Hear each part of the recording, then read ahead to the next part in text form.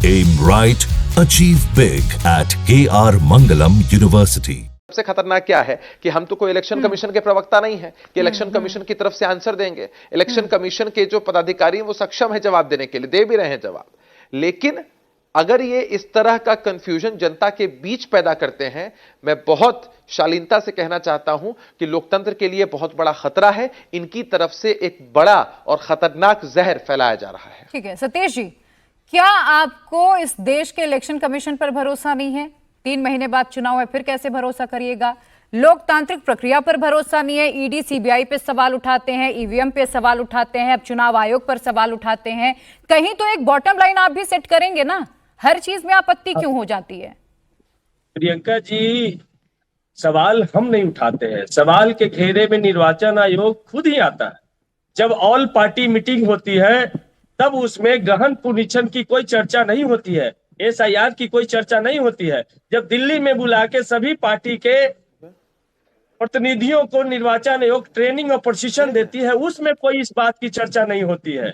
और जब 25 जून को रात के 7 बजे एकाएक नोटिस जारी कर दिया जाता है, तब लोगों के जहन में आता है कि इस तरीके का कोई काम होना है। तो जब चुनाव आयोग बगैर चर्चा के, बगैर राजनीतिक दलों के विश्वास में लिए हुए इस तरीके का जब कृत करती है, तब डॉट में आते हैं। अभी एलजेपी आप धीरेन्द्र कुमार जी, अभिषेक झा जी जब बोल रहे थे तो हमें धीरेन्द्र कुमार जी के बात पे हंसी आ रही थी कि ये सरकार के साथ है कि सरकार के खिलाफ है।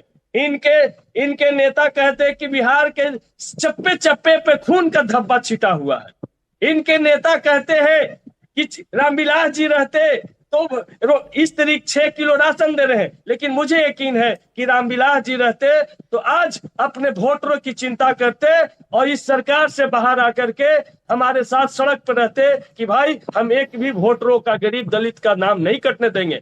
आज नीतीश कुमार जी क्यों नहीं बोल रहे हैं?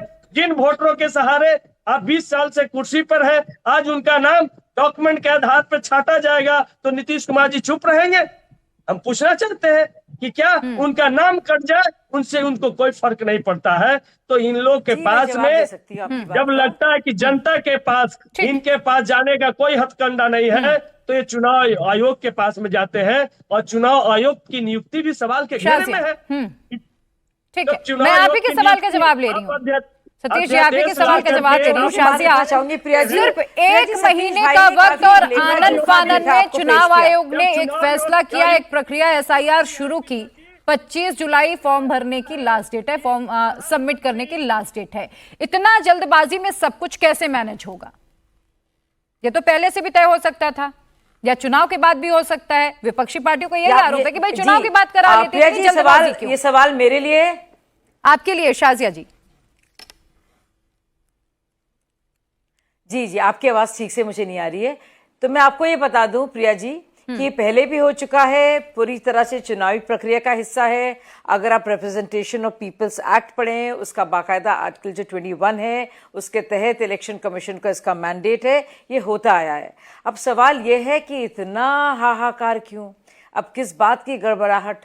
तो सिर्फ जो पूरी सकपकाहट और पूरा जो घबराहट है वो एक बात की है, वो ये है कि 20 साल की तरह इस बार फिर वही ना हो जाए। सुशासन वर्सेस कुशासन में फिर से सुशासन की जीत ना हो जाए। क्यों कहीं खुदा न खास्ता बिहार की जो बिल्कुल चमकती हुई तस्वीर है, आगे बढ़ती हुई लगातार एक प्रगतिशील रास्ते पर, वो कहीं लागू ना हो जाए, कहीं किसी तरह से नीतीश बाबू, मोदी जी का जादू फिर से ना चले। अब ये जादू क्या है? अब मैं जादू का बताती हूँ, क्यों मानते हैं लोग, क्यों और इनको फिक्रमंद होना भी चाहिए।